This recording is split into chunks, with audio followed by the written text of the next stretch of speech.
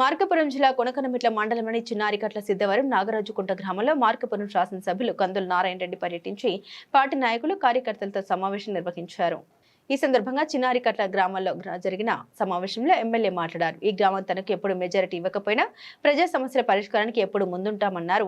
2015లో చిన్నారికట్ల పెదారికట్ల గ్రామాల్లో తాగునీటి సమస్య తీవ్రంగా ఉన్న సమయంలో ప్రజలు తన దృష్టికి తీసుకురాగానే పెదారికట్ల గ్రామంలో రోడ్డుపై రాత్రంతా బయటించి సమస్య పరిష్కారానికి కృషి చేస్తామని గుర్తు చేశారు.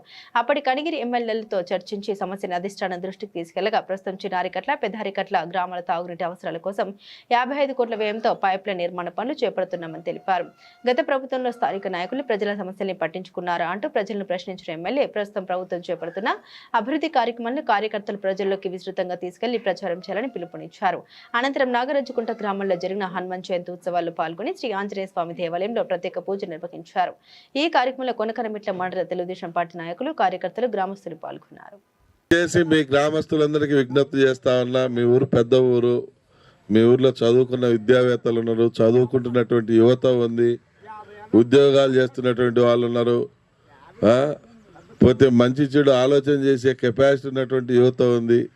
మీరు వాళ్ళందరికీ కూడా చెప్పాలా, వాళ్ళతో డిస్కషన్ చేయాలా. అరే మీ చదువుకు మీరు న్యాయం చేయండి రా, మీరు చదువుకున్న చదువుకి ఈ ఊరి గురించి మంచిగా జరిగేటట్టు ప్లాన్ చేయండి అని చెప్పి మీరు చెప్తే వాడు చదువుకున్నటువంటి వాళ్ళు కూడా ఆలోచన చేస్తారు. ఎవరు మంచి చేసిండ్రా, ఎవరు చెడు చేస్తున్నారా, ఎవరు ఏం చేసిండ్రు, ఎవరు పొలాలు కబ్జా చేసిండ్రు, ఎవరు మీ ఆస్తులు లాక్కున్నారు, ఎవరు మిమ్మల్ని పొలాలు లేకపోనీయకుండా ఇబ్బంది పెట్టిండ్రు, ఎవరు మిమ్మల్ని రాక్షసంగా పరిపాలన చేసి మిమ్మల్ని ఇబ్బంది పెట్టాలని చెప్పి చూస్తున్నారు, ఏడ అవకాశం వస్తే మిమ్మల్ని తొక్కి మీరు ఎదగకుండా చేయాలని చెప్పి చూస్తున్నారు. ఇటువంటి అన్నీ బయటకు వస్తాయి. మీరు ఆ డిస్కషన్ చేయలేదనుకో, ఎవడి పాటి వాడు నాకెందుకులే అని చెప్పి ముడుచుకొని వెళ్ళిపోతారు. మీరు అందరు తలా పక్క నుంచి ఎవడి తగ్గట్టు వాడు మాట్లాడుకుంటా ఉన్నారనుకో, దాని మీద మంచి ప్రతిఫలం అనేది వస్తుంది. ఈ విషయాన్ని మీరు అందరూ గమనించి